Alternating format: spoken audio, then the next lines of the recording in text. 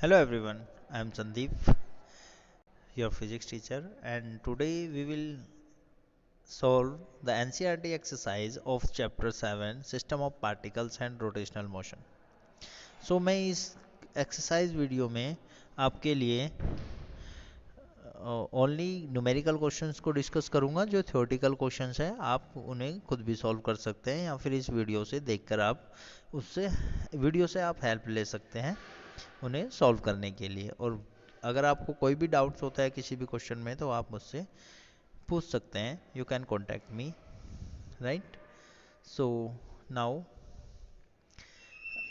This question number 7.2, in the HCl molecule the separation between the nuclei of the two atoms is about 1.27 angstrom, where the angstrom values is equal to the 10 to the power minus 10 meter.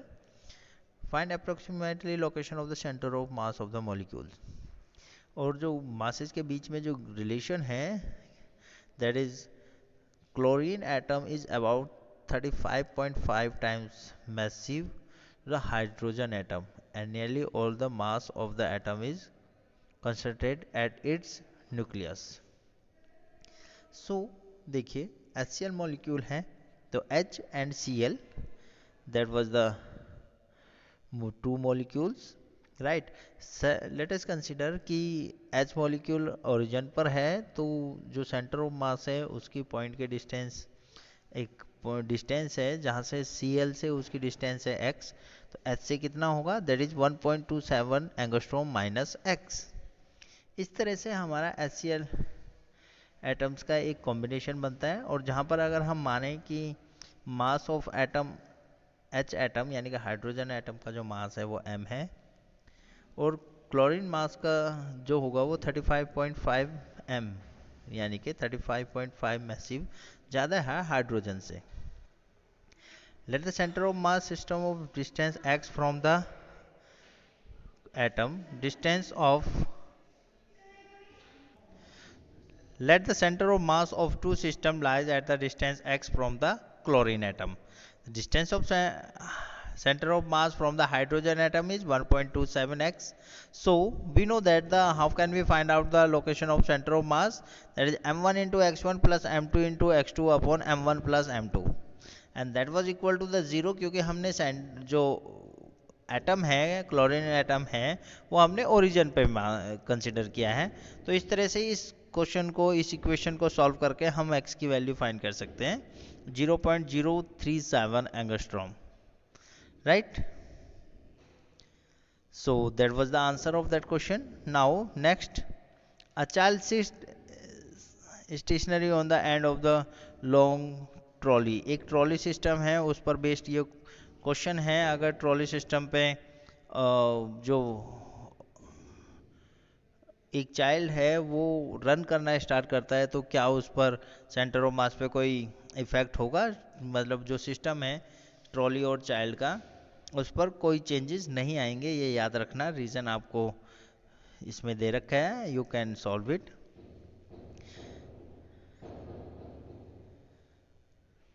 Now show that the area of the triangle containing between the vector A and B is 1/2 of the magnitude of A cross B. तो एक triangle है, ठीक है, जो vector A और vector B से मिलके बना है। तो इस केस में ये मान के हम ये मानते हैं कि जो A क्रॉस B जो है वो हाफ होगा। हमें ये फाइंड करना है, राइट? सो हमें फाइंड करना है कि जो ए बी से जो ट्राइंगल बन रहा है is 1/2 of the magnitude of A cross B. तो इस तरह से आप एक ट्राइंगल ड्रॉ कर सकते हैं। आफ्टर दैट हम इसमें पहले तो इसकी हाइट निकालेंगे, क्योंकि जो ए क्रॉस बी अगर हम निकालें तो उस केस में ए क्रॉस बी, ये ए क्रॉस ए लिखा हुआ है बट ये ए क्रॉस बी है, तो A cross B equal to होगा ए का मैग्नीट्यूड इंटू बी का magnitude into sine of theta, right? Then we can find and that is equal to with the, अगर हम इसका डॉट प्रोडक्ट निकालें, सॉरी क्रॉस प्रोडक्ट निकालें, तो वो इक्वल आएगा twice of area of that triangle, right? So we can say that the area of the triangle, that one OMK is equal to 1/2 A cross B. सो इस तरह से हम इसे सॉल्व कर सकते हैं। Next, show that the A dot B cross C is equal to the magnitude of the volume of the paralleloid formed on the area vector ABC। हमें निकालना है कि A dot B cross C जो होगा वो A B C के equal होगा, यानी कि A into B into C, जहाँ A B C vector A B C का मैग्नीट्यूड है। राइट। सो इस तरह से हम इसे सॉल्व कर सकते हैं। सपोज कीजिए एक पैरेलल पॉइंट है जिसका ओरिजिन ओ पॉइंट है, और वहाँ से वेक्टर ए ओ ए की डायरेक्शन में है, वेक्टर सी ओ सी की डायरेक्शन में, और वेक्टर बी जो है वो ओ बी की डायरेक्शन में है। तो जो वॉल्यूम होगा किसी भी पैरेलल पॉइंट का वो ए बी सी होगा। राइट। तो हमें A dot B cross C is equal to A B C proof करना है। तो इस तरह से ओ सी ओ बी और ओ सी की वैल्यू हमें पता है। पहले तो निकालिए B cross C. B cross C जो आएगा बी सी साइन थीटा, और in the direction of normal to the B and to the C. So B C sine theta that was 90 degree. तो B C and dot N. After that A dot B cross C, तो A dot B C dot N. तो इसमें जब इसका dot product निकालेंगे ए का B C के साथ, तो वो आएगा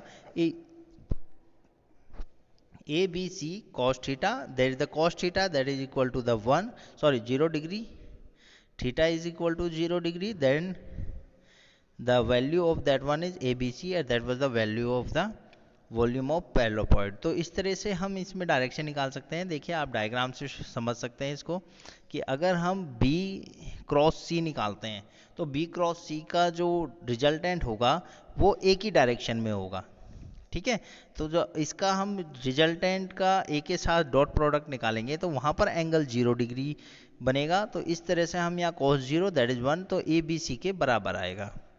फॉर नेक्स्ट क्वेश्चन,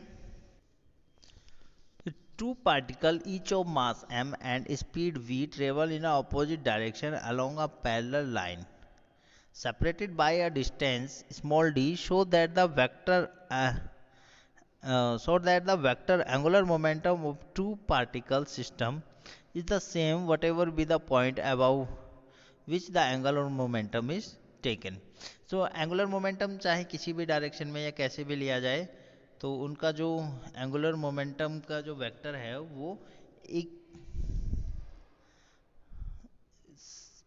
वो सेम डायरेक्शन में होगा, whatever be the point about which the angular momentum is taken, चाहे किसी भी पॉइंट से हम एंगुलर मोमेंटम लें। So let at a certain instant two particles p and q as shown in the figure like that। तो p और q दो particles हैं of the same masses m, and they are moving with the velocity v in opposite direction, and the distance between them is d। Angular momentum of the system of particles that is L is equal to होता है M V into angular momentum होता है that is linear momentum into perpendicular distance. Right. तो अगर हम इसके respect में लें, पी के रिस्पेक्ट में लें, तो एम वी इंटू जीरो, उसके जो एंगुलर मोमेंटम निकालने के लिए जो परपेंडिकुलर डिस्टेंस है पॉइंट से, हम पी पॉइंट पे मान रहे हैं तो वहाँ से डिस्टेंस जीरो है, plus angular momentum of Q particle that is M V into D.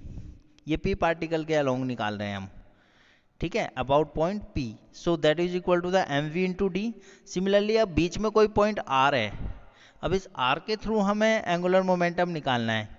तो सपोज कीजिए Q पॉइंट के थ्रू निकालें तो M V into D plus M V into zero, क्योंकि जब Q पार्टिकल लेंगे तो यहाँ से Q पार्टिकल की परपेंडिकुलर डिस्टेंस कितनी होगी, जीरो होगा।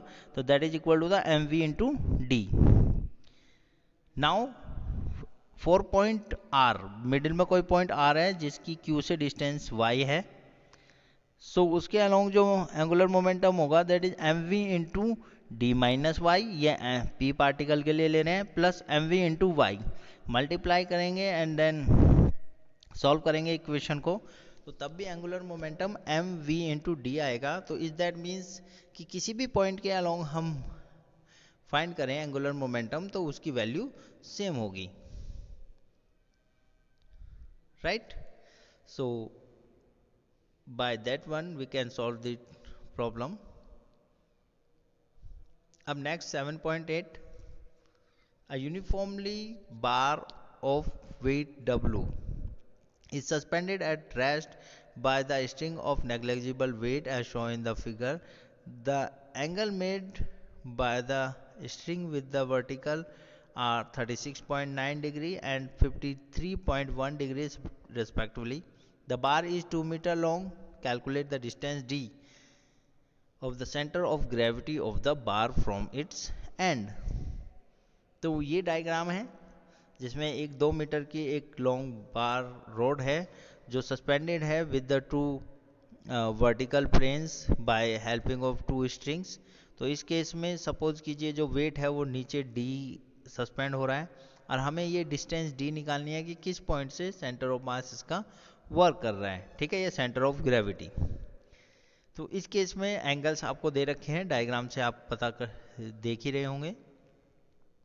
The free body diagram of the bar is shown in the figure, that one, right?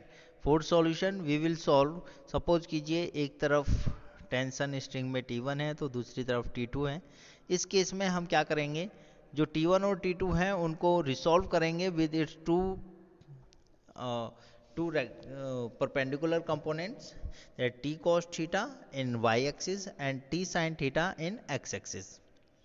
And after that similarly resolve the component of T2, the T2 cos theta यानी कि theta की value यहाँ 53.1 है तो ये x axis में है और T2 sin theta plus x axis में है, राइट। तो इस केस में जो हम जो बार रोड देख रहे हैं उसको हम दो चीज़ों में कंसिडर कर सकते हैं।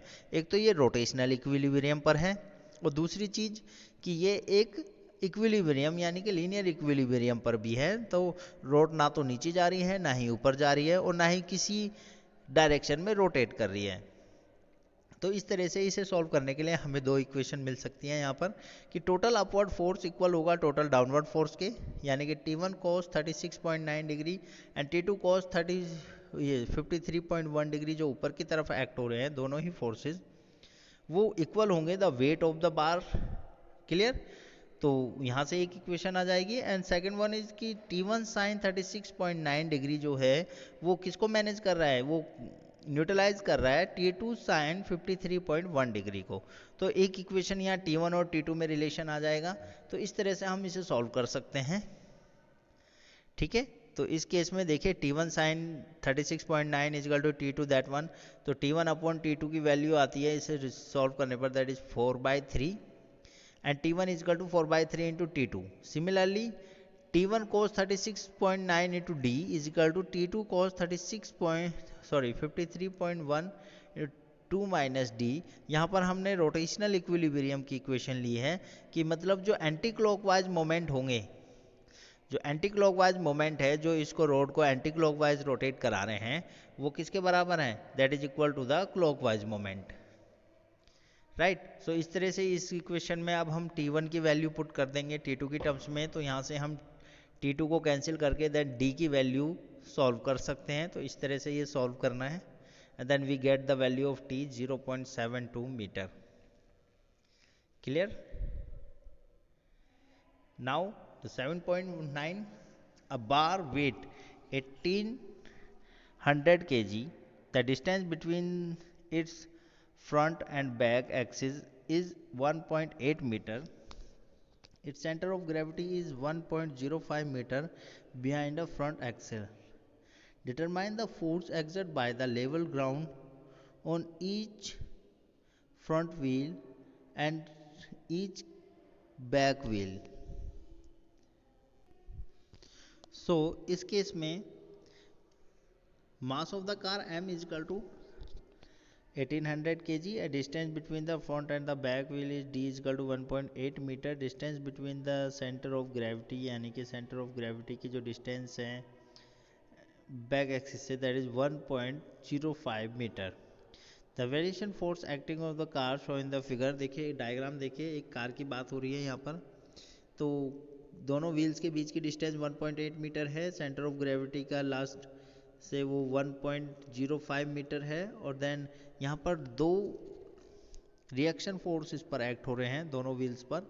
RF यानी कि फ्रंट व्हील पर RF और जो रिएक्शन फोर्स है बैक व्हील पर, दैट इज आरबी।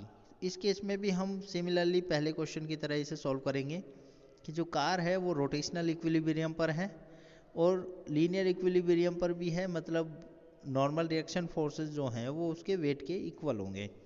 तो इस तरीके से जो R F plus R B की वैल्यू है वो एम जी के बराबर होगी।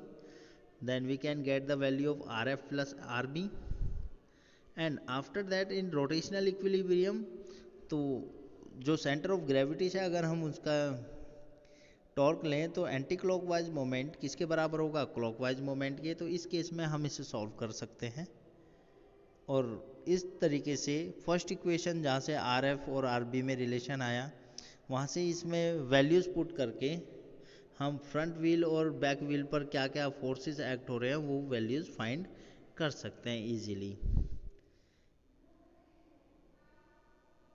तो फ्रंट व्हील पर कितना फोर्स एक्ट हो रहा है और बैक व्हील पर कितना फोर्स एक्ट हो रहा है वो हम यहाँ से निकाल सकते हैं। क्लियर। सो इस साल के लिए मोमेंट ऑफ इनर्शिया के जो टर्म्स हैं पैरेलल एंड परपेंडिकुलर एक्सिस 2020 और 2001 के लिए ये कैंसिल हो चुके हैं, तो इस वजह से हम ये क्वेश्चन सॉल्व नहीं करेंगे। अदरवाइज इससे रिलेटेड और जितने भी क्वेश्चंस हैं सेंटर ऑफ मास या सेंटर ऑफ ग्रेविटी या rotational motion, kinetic rotational motion से हम इस पर सॉल्व करेंगे। नेक्स्ट वीडियो में मैं आपको कुछ और इम्पोर्टेंट क्वेश्चन एनसीईआरटी एक्सरसाइज के आपको सॉल्व कराएंगे, तो तब तक वेट कीजिए और कोशिश कीजिए कि मैक्सिमम क्वेश्चन आप खुद से भी सॉल्व कर सकें। राइट। सो एनसीईआरटी बुक का मैंने आपको ऑलरेडी डिस्क्रिप्शन में दे दिया है और आपको ग्रुप पे भी सेंड कर दिया है एनसीईआरटी बुक का ये चैप्टर, तो आप उसमें से भी एक्सरसाइज और एग्जाम्पल क्वेश्चन भी सॉल्व कर सकते हैं। Right class. और अगर कोई भी आपको डाउट्स होते हैं तो आप मुझसे पूछ सकते हैं। Thank you.